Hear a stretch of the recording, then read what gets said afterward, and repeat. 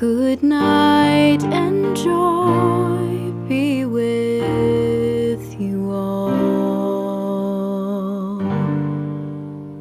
Hey everybody, I'm Abram, and today we have something really special planned. I'm here with the Camille van Neerkerk. Yay! And we're just going to be talking about different things that we have with our teaching styles and strategies, and also just like personal experiences that we have as singers.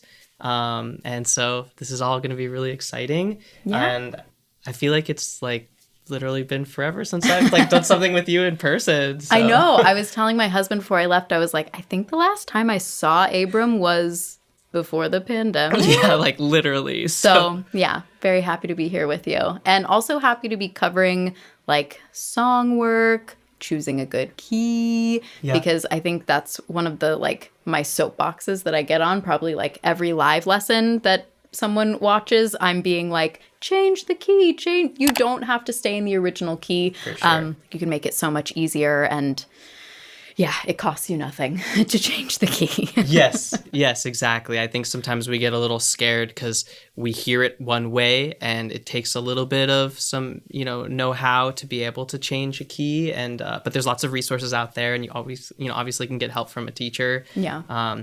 But it can be so helpful. And then from there, you can always like play around and see how different keys work in your voice. And Totally. Yeah. it's a good learning experience. So yeah, maybe we should jump into that. Yeah. Let's try playing with some different keys. We were playing in the key of B flat here. Maybe we should try a little higher. I think a lot of people like to start with a C-based song or something that's in C, because it tends to be kind of like in the middle for a lot of voices, but just depends on the song, of course. Yeah. And maybe if someone is new to like what is a key, what we're talking about is not like a specific key on the piano, but a set of pitches. If someone is singing a song in a specific key, how many other options of keys do they have? They have 11 other options. Yes, 11 other options. If the key of C isn't a good fit, you've got options going up or down. Yeah, and even from that, you can do something in one key and not sing it up in the octave that perhaps like a female singer is singing it in, and sing it down the octave. So there's lots of options, and that's a great way to do something that suits your voice. So real quick, for more singing advice, download our free 25-step beginner guide for a clear-cut path to improving your vocal health and performance. Now back to the episode. So we're just going to go through some stuff and maybe like ask some questions about like, how does it feel? Yeah. So yeah, C is a great place to start. That's tends to be pretty much in the middle. Me sing kind in of place. C or you sing in C? How about you sing in C? Okay. Here we go. So let's give it a shot. So. Of all the money that e'er I had. So pausing here, I feel like this has a little bit more energy than B flat did. B flat felt like this is really comfortable. I have nothing to worry about. But this one has like, maybe like a little bit more brightness or like lift to it. Yeah. Yeah, that makes sense. So it depends on like the vibe of the song. Like, do you want it to be, this song can be like a drinking song, or it can be like a very nostalgic kind of like soft, gentle thing. And like, that's kind of what we started with in B flat. Yeah. So yeah, going up a key sometimes brings some more energy, more projection. So I remember there was like, I feel like maybe the original song was in G, and I was in the studio figuring out like what was going to be recorded like on the album, and I was happy with it in A flat, and then the producer was like, A is where it's at. Like, it's not as comfortable for you, but that's like money in terms of like the energy and almost like the little bit of risk that the high notes take on too. And so anyways, before we jump back into the key of C, I just wanted to say, like, for a student watching or trying this out themselves, I kind of think of it as a balance between like, where are you comfortable, but then where does it still have energy? Because I feel like, too high and we strain, too low and it doesn't have enough, you know? Yeah, it depends on, if you're trying to like vibe out and like, like listen to the song like, like a rainy day, like looking out the window kind of a thing, or are you like, with a little bit of risk involved? I think it like definitely draws people's attention more. Yeah, so. The context. Yeah, if you're like singing it for your family in the living room, less risky. If you're like on stage, maybe a little bit more. Yeah, and that's like a really good point. Like it depends on the context of like where you're singing and also like how your voice is feeling. So like you might be like, I've been singing a lot and I just need this to be in a lower place to like be more comfortable and safe. Just maybe you have a ton of other things that are coming up. Yeah. And I think some people don't know that oftentimes the album version of a song might not be the tour version. Like the key on the album might be higher than what an artist ends up touring with, because they're like, I might be able to belt that once in the studio, but can I do it night after night? No. 100%. So be realistic. Yeah, no, that happens all the time. I get students who are like, I really like this one live version. And maybe perhaps because it's in particular key, like the way the person was singing that day and stuff. So totally. Yeah, that plays a huge role. So yeah, let's jump into it and let's see. I won't stop this time. No, yeah, that's good. I love it. Let's see how those high notes kind of feel up on the top. And I think that'll be a good. Maybe I will pause then there and we'll talk again. yeah. You're like, just cut it. Okay, yeah, let's give it a shot. So. Of all the money that e'er I had, I spent it in good company, and all the harm that e'er I've done, alas, it was to none but me. So here's where I have a choice. For all I've done. Do I want it to be that, or for all I've done? Yeah.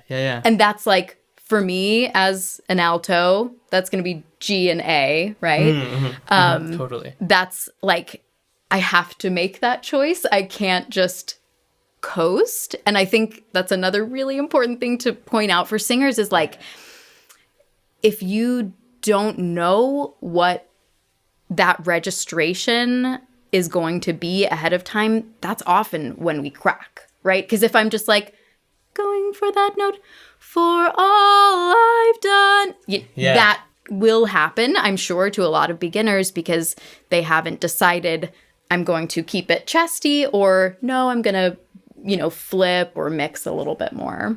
That's really good to hear because I also always tell all my alto students that right around G is where you want to start to be careful and make some choices. Yes. Otherwise you kind of confuse your body, right? Because it's like it kind of goes into this, gets wigged out and it kind of gets stuck between the two, and that's pretty much what cracking is a lot of the time. Yeah. And I think, I don't know, maybe beginning singers don't think this, but I feel like there might be a perception that you hear a singer, belting or something and you just think oh, that's what their voice does on that pitch. And in reality, it's that's what they chose to do, but they could probably also sing that lighter, head voicey, mixy. I don't know. So between those two options, if you're my teacher, which one would you coach me? Go for the stronger one, go for the lighter one. I think I would, in this situation, I like that it's a little bit stronger up on the top, actually, kind of leaning into it. Because I just feel like the song, it's very nostalgic, and then it kind of has a little bit more energy and motion. And so otherwise it might kind of start to get too chill. And yeah, and I think it's good to ask, too, when you make that choice, what do you feel in your maybe your support or your body as you, because I always think of it different variables, and it's that choice is am I thinking more about my placement, or am I thinking more about trying to get a little bit more breath pressure underneath? I'm just kind of curious. I think for me it's very simply just keep your foot on the gas. Don't let off. And I think getting more specific, I think it is ensuring that I've got maybe a little bit fuller of a breath before that. And then this is as someone, you as well, like who's been singing for a really long time, sometimes we are doing vowel modifications that, like, I'm not thinking in the moment to do it because this is why we practice, right? Muscle memory. Yeah, exactly. Yeah. So I think there's probably some vowel modification as well that's happening. Like not maybe spreading too much or not being too narrow. But yeah, to sum it up, just foot on the gas. Because it's not so high that it's super risky. It's just right on the edge. Yeah. And it's important to note that sometimes, like, for some people, like, certain keys just are kind of uncomfortable because of where your break range is. Yeah. And it might feel, like, hard to put the energy onto it because it's, like, right in that middle spot. And so sometimes I'm like, actually try a little bit higher, and it's actually easier for the singer all of a sudden. So it just goes to show that it's not always, like, higher means harder, right? Yeah. Like, there's a thing. Yeah, totally. So. Especially when there is, like, a jump. So this one, the verse maybe feels a little bit lower. The chorus feels a little bit higher just because it starts high.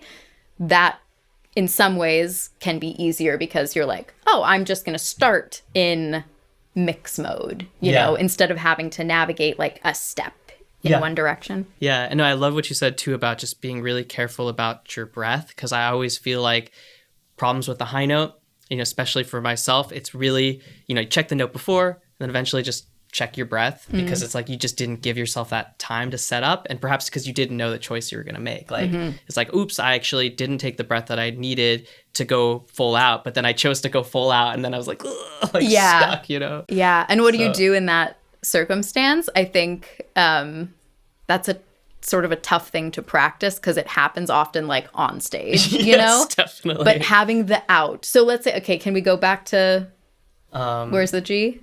The for all I've done, for all. So for all, maybe I didn't get a big enough breath for the I've done. Yeah. Having that kind of escape hatch to take. Yeah. Like, for all I've done. If I have the energy, but if I don't, for all I've done. Yes, use the crack to your advantage, right? Like, the crack is coming, so, like, you might as well turn it into a stylistic thing. Yeah, no, totally. We make these split-second decisions sometimes, and I don't think people, I mean, you can't tell, right? Because it's like all just our own, like, piloting the ship, so to speak. And but I think it's probably important, maybe, I guess this is another reason we warm up, right? Is, like, having that option available to you, that you're not just, this range of pitches, I sing chest voice. This range of pitches, I sing mix. This, like, have some crossover. I mean, that's the whole point of mix, but, like, even training. Can you give me the G again? Yeah. Ooh, for all I've done. Like, being able to sing that just straight, like, falsetto or head voice as well. I don't know. I think... Yeah, no, I mean, that's always, like, what I've heard from any great singer, and something that I tell people is, like, you should be able to sing it in head voice before you really start to fully belt out anything. Yeah. Because you have that safety hatch, actually, and you're way less likely to just try to muscle it through and actually hurt yourself. And for sure. So those are the main things. And then, the other thing I talk about is just, being mindful of, like, this galloping horse phenomenon. If we don't take good breath and we're going up into higher notes, we tend to start to modify our alignment and different things like that to try and, like, compensate. And sometimes that's actually, it's not necessarily bad, but it's eventually you'll hit a barrier. But it's, you'll see famous singers all the time, like, doing stuff like this. And you're like, is that bad? And you're like, there's that riding that edge. So there's excitement. Yeah, it could be. And then you hear the fatigue in the voice, and that's something you've been pushing, especially, like, the longevity of it. So. Yeah. I had a student on the forum the other day talk about, like, I think raising the chin and kind of spreading the mouth. And then I looked at the video they were referencing, and I was like, well, this sounds very balanced, and, I know the word sustainable might not be great to use in terms of singing, but, like, it sounded like this singer could do that for a long time without fatiguing. And, like, there's also something to be said for just our anatomy, like, how that person's mouth and everything is shaped. They might get away with things or need to do things that I wouldn't. Yeah, and it's feeling first, right? It's like, so sometimes we get this idea of like there has to be a perfect posture or there has to be like a perfect kind of sound. And I think that's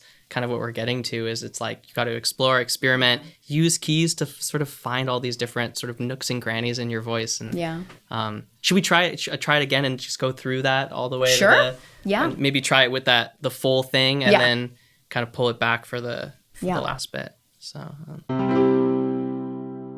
of all the money that e'er I had, I spent it in good company, and all the harm that e'er I've done, alas, it was to none but me. For all I've done, for want of wit, to memory now I can't recall. So fill to me the parting glass. Good night and joy be with you all. Yeah, I got chills on that one. That was good. Yeah, no, seriously, because I feel like you earned that little head voice flip at the end, right? Because you sang into it, and then when you come back, it gives it like double emphasis and meaning, right? When you pull back and you're like, night and joy, and then kind of flip over into it. It would feel forced for me to like keep it, strong to the end, I guess. It would feel like, so I personally, if I'm choosing keys, I would probably be super, super picky and go for the key of B. That's where we started with B flat. It was like maybe a little bit low, and then C, I'm like, I feel like the G and the A, at least in this song, it's like thinning, getting like a touch strident. I'm going to be picky and probably land on B. Where do you think you would land? Do you mean like for me as a singer? Yeah. Do you want to try? Yeah. Oh yeah, sure. So or am I going to another key? No, I mean I think that's fine. Okay. We could try out like the soprano land, but if you want, but I think maybe we'll see. Yeah, let's hear what a tenor does. Yeah. So it's important to note that like for the sort of lower voice types, a lot of the time we're actually like a fourth or a fifth away. Now, I probably could just sing it in the lower version of the alto, like the B flat version, but that would be a very high tenory kind of a thing and would have different choices too, like kind of more mixy. But I would say like probably like in the pocket tenor area is going to be the key of G. Okay. So that's where I would do it, and I'll just demonstrate it. Yeah. Oh, by the way, which of these keys feels the most comfortable for you? Tell us your best key in the comments. Now back to the episode. Of all the money that e'er I had, I spent it in good company, and all the harm that e'er I've done, alas, it was to none but to me. And all I've done for want of wit, to memory now I can't recall.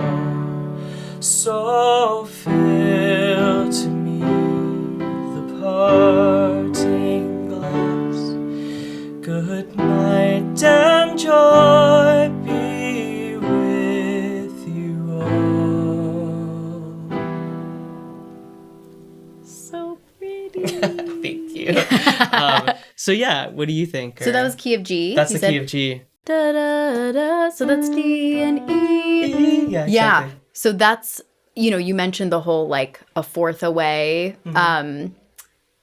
So the like G to A for the alto is the D to E for the tenor, right? Yeah. It's kind of like that might call it passaggio, or that transition point where For sure. Maybe a beginning tenor singing along with you would be like, I can't sing a D and an E. What am I supposed to do there? Yeah, baritones and tenors. And like, yeah, sometimes it's even a little bit higher where that switch happens. But yeah, like I find like around like an E flat is often where I start thinking about like the change of the resonance, less sort of coming from the chest sort of buzz and that kind of front feeling, and starts to kind of float in from the back. And so that's when I want to be careful of like not being like, and all and kind of going that way, because it's gonna thin out and it might start to sound too harsh, that kind of stuff. So I noticed the other thing we were talking, like just touching on vowel modifications. I heard it on and all and yours and all I've. Yep. Instead of I've.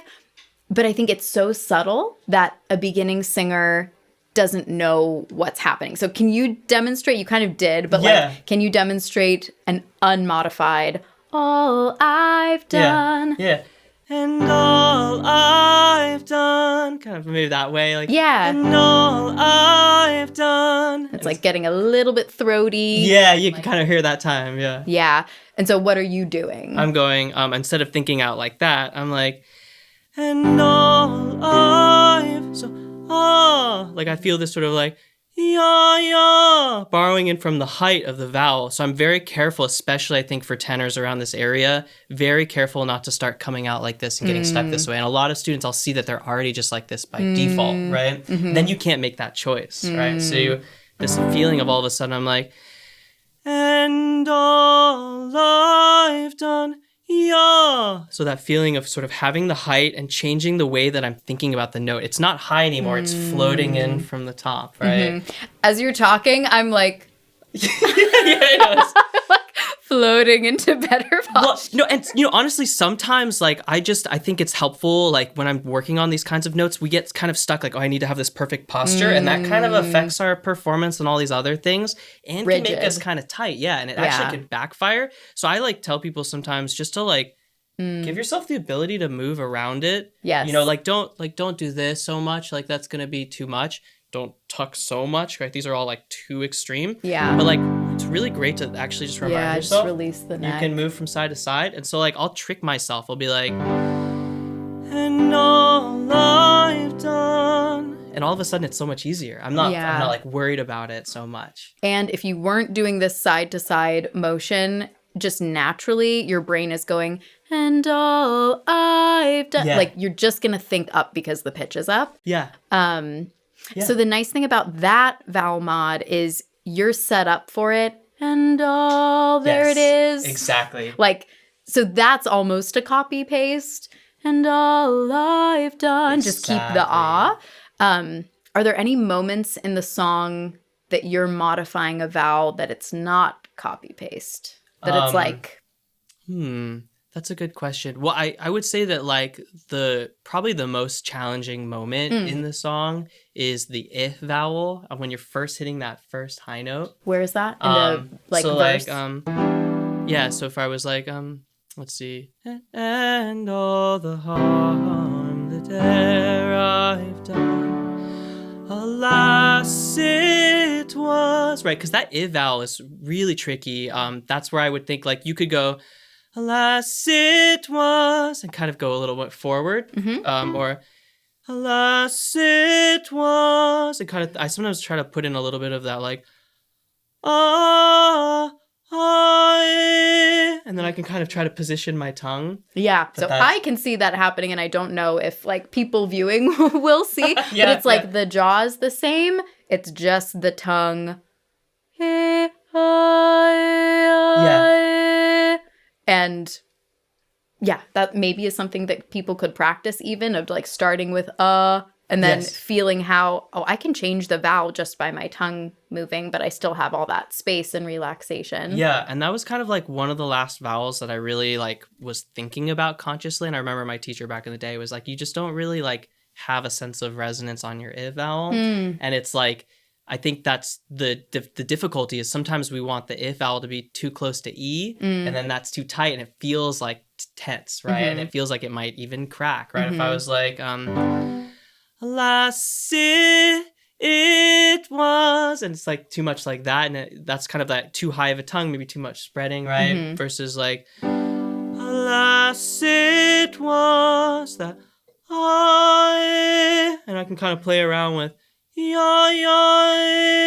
and kind of find that in between sort of place. Yeah. And are you thinking about that as you're singing, or is that modification just so like you do it all the time? It's muscle memory. I probably like would do warm-ups a little bit to just try to kind of test it out. Yeah. And then I would say that probably what goes through my brain is less technical and more like, make sure you let the jaw go and sing a little bit more neutral.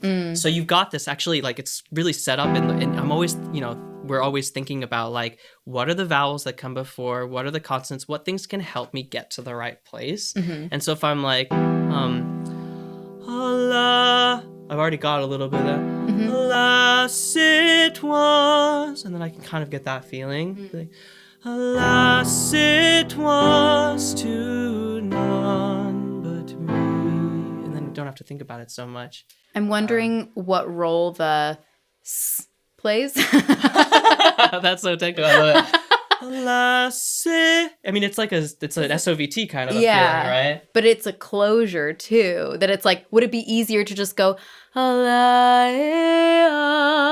You're probably right. Yeah, like right. Allah.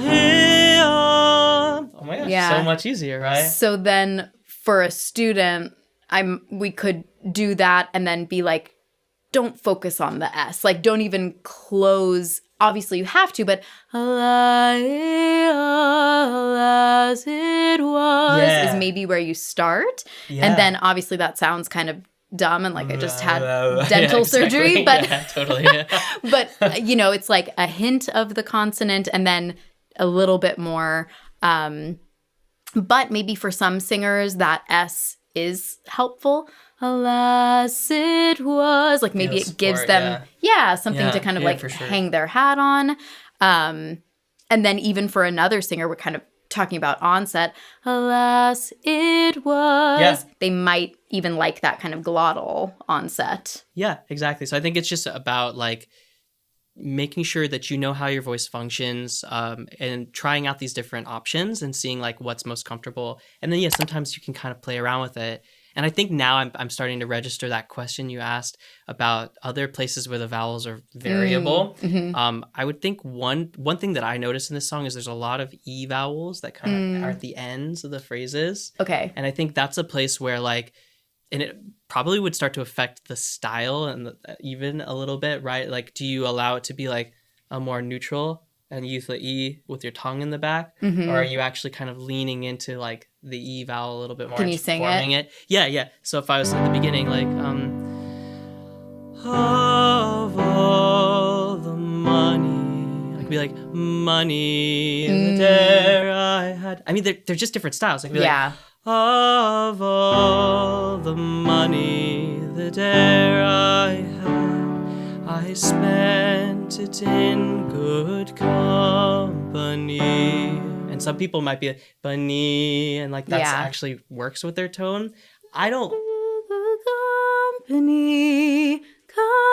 Company. I don't know.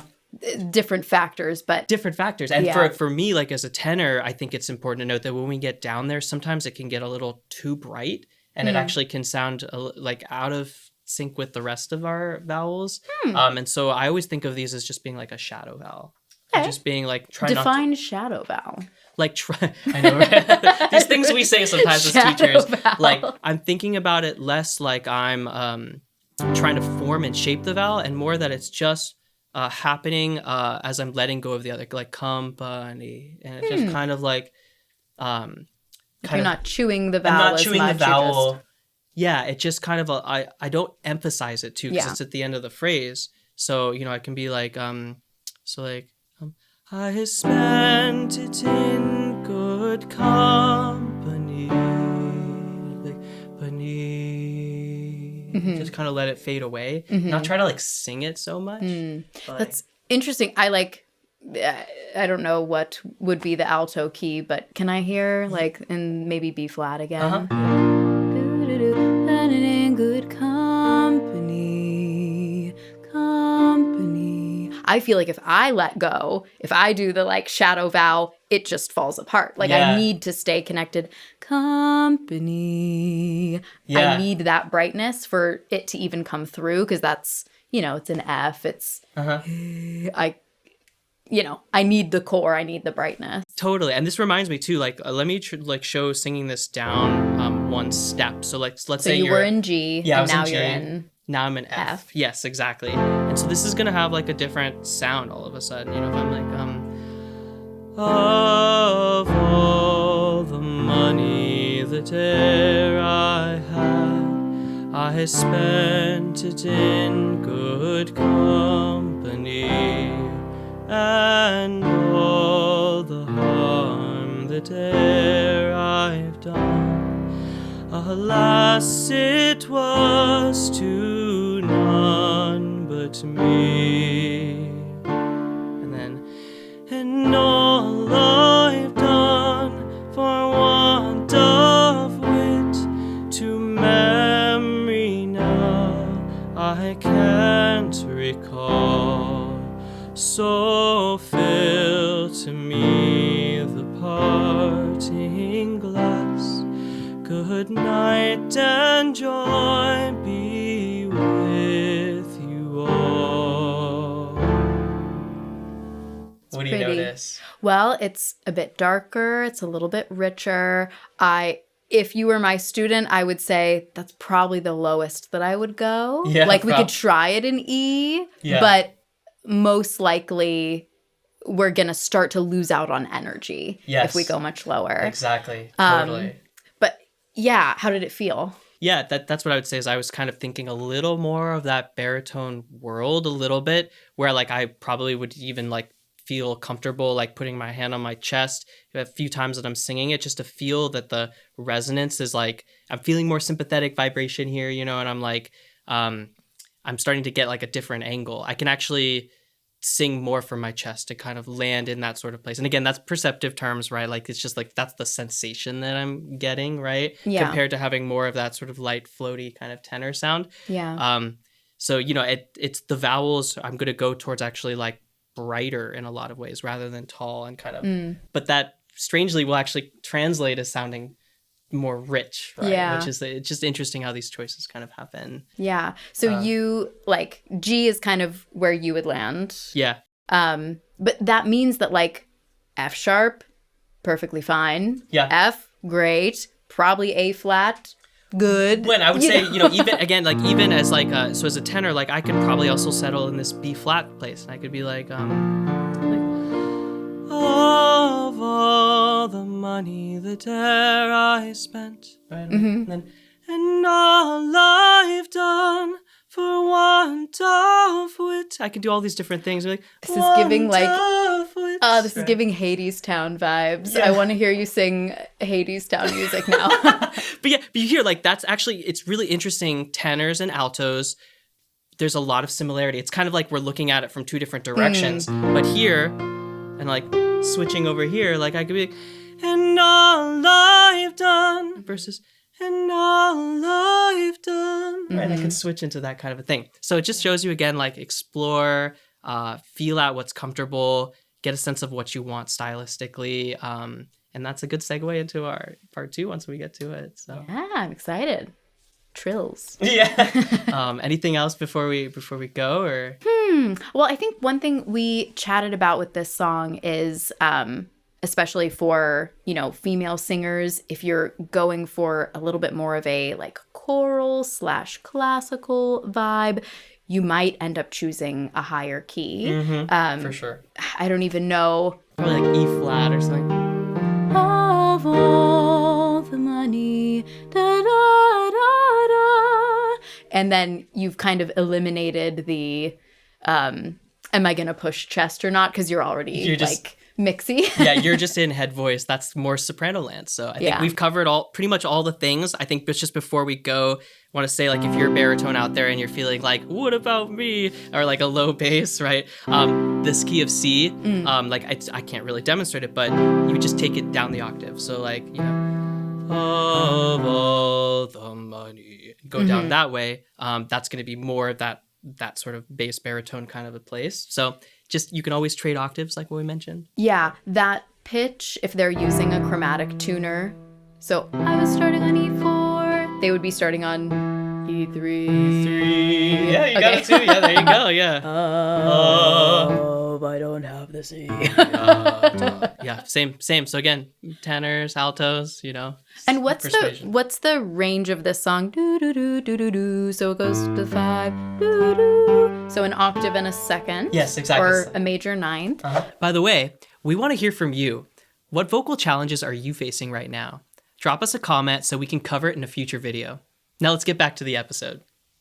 Would you say this is a good, like, beginner-friendly song with that range? Yeah, I'd say beginner to a little bit intermediate because of that change of that one note, strangely enough, right? Yeah. Things that stay within like a sixth or so are going to be like the most beginner.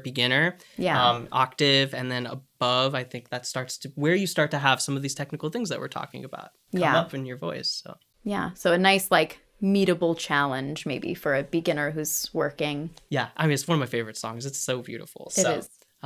Yeah, so again, I think that's all for now, and we'll go on to part 2. Stylization.